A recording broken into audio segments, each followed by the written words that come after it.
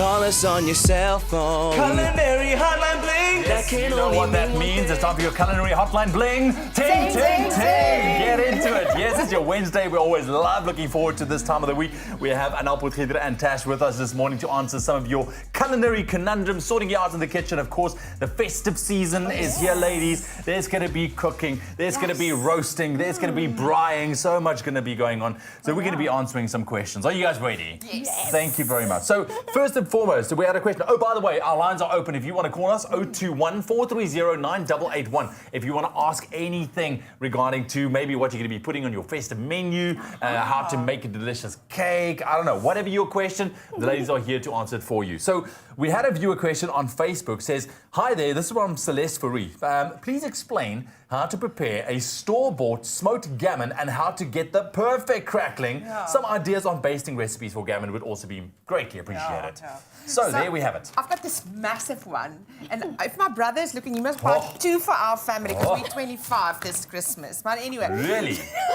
25? Yeah, we'd like a long table, so we need 2 of this and a few turkeys and kom goed. So. Okay. So yes, what gammon. you do with your gammon first when you buy it is defrost it if it's frozen. And then what I do, this one will you have a big pot, okay, a groot pot. Don't attempt cutting it up. Yeah. It's not the same. And then you put carrots and celery and onion and potatoes around it. Yeah. And I am going to steal your recipe that you are going to make tomorrow. So remember to watch. He's going to make it. So you pour ginger beer or ginger ale over Yes. it. And then you cook it for about 30 minutes good. per 500 grams. That's it. Yes. And then you take the skin off once it's done. And then, Tash, how do you get that scrackling? Well, you must remember when you're cooking it, you need to immerse it in water so that the cooking process is all even. Yes. And then the crackling, after you've cooked it for the 2.5 hours, this is about 2.5, 3 kgs, then it's going to be easy to remove your skin. Yeah. Yes. So you are It just peels off, yeah. Yes. So you score the fat. Make sure that you take a very sharp knife and don't cut through. So you make the nice diamonds and you butter it up. So the butter, it burns quickly. So that is going to help it with with burning. Okay, to crisp it up, To crisp it up. Don't throw away the skin. It makes of a very good snack the following day. Cut it up, chop it up into small, tiny strips. Yeah. Put in the oven. And After you're crisp cooking, it up. crisp it up. Strips of beautiful bacon. Bacon is smoked My mouth flavor. is watering right now. Mine And let me tell you, like I will show you tomorrow as well, with the ginger beer or the ginger ale in there, it just sweetens everything so nice with the veggies that's in there, and then you get the roast, especially if you can do it in like a cooker where you get that smoky flavor on the outside.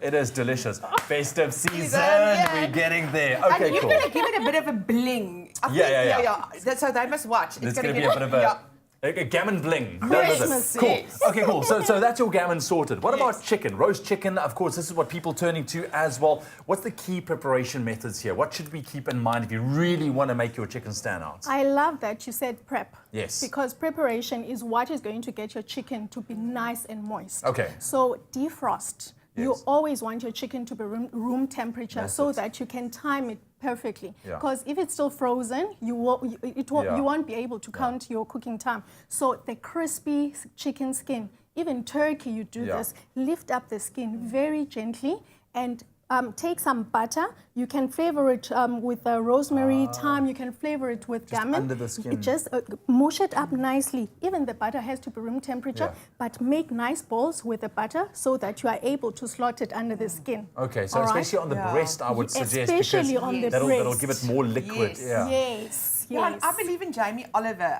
He roasts his chicken for 20 minutes on high, on 200 degrees.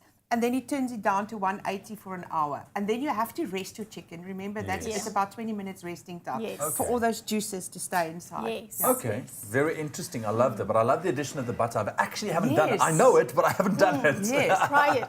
I'll try it. And you can add fabulous stuff, like you can add a bit of masala, a bit of curry, but you can just make the most beautiful butter to put underneath. Beautiful. Another thing, turkey. Yes. This is also something that people tend to turn to this year. But yeah, you run the risk of it being very dry. Yes. And I hope my oldest brother's watching because it's his task to do 2 turkeys for us this year. Okay. And every year it's a disaster. It's so dry. Yeah. Yes, outing him like that. Wow. But what I suggest, Gerard, as you kyk, please, is to put the turkey in a basting tray like this. And remember to look at the cooking time. There's really very good instructions on a turkey that you buy these days. Yeah. And cover it, Gerard, cover it properly.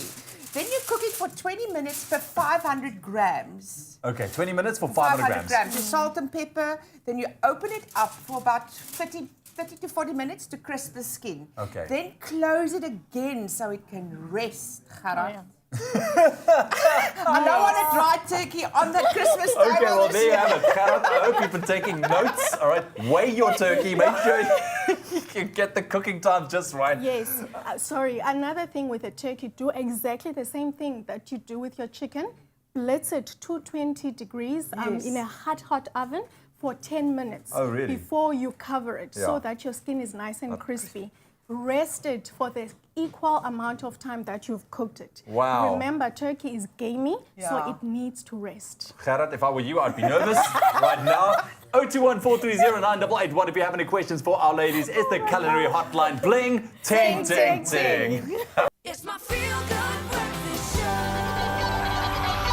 Call us on your cell phone. Culinary Hotline Bling. That can only mean one Welcome thing. back, welcome back. This is your Feel Good Breakfast Show Express right here on SABC3. And now time for the Culinary Hotline. Bling, ting, ting, ting. Yes, we had some awesome questions. Anel and Tash joining us this morning.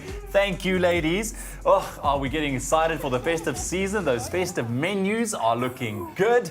021-430-9881. Our lines are now open if you want to chat to our ladies. If you have a question, they'll sort you out. So, okay, so we've covered gammon, we've covered chicken, we've covered turkey. Now, here's an interesting question that we received on Facebook as well from Celeste Ferrie once again. How to get crispy roast potatoes with duck fat. I love a Hey. crispy roast potato, especially with duck fat. The flavor. It's so delicious.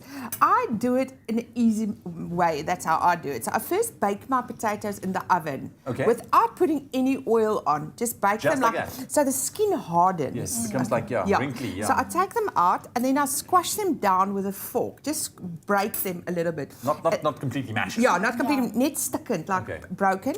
Then I put them in a pan with beautiful duck fat and then Yeah. I fry them in the pan with duck fat till they're crispy. And then with beautiful molten salt over it. Mwah, Just like that. Easy. mwah.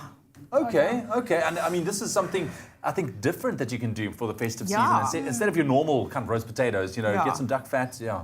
Another thing that you can do is called Hasselback potatoes. Hasselback? You will, Hasselback. Hustleback. Yes. Okay. So Hustleback your potatoes. So I'll show you how to do it. So you put your potato here, nice wooden spoon. Okay, for all intents and purposes, potato. Yes, Okay. potato. Yes. So you chop it. The reason why you put a wooden spoon there is so that you don't cut it through. Oh, so I see. it creates nice slices. Yes. Butter, duck fat. Oi. I know butter is like, this Christmas is not too healthy.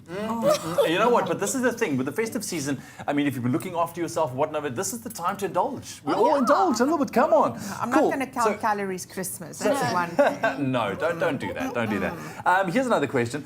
So no festive table is complete, of course, without some delicious sides. We need the sides on there to go with your gammons, your chickens, your potatoes as well. Cauliflower and cheese sauce are one of those kind of classic side dishes that everyone likes to make as well.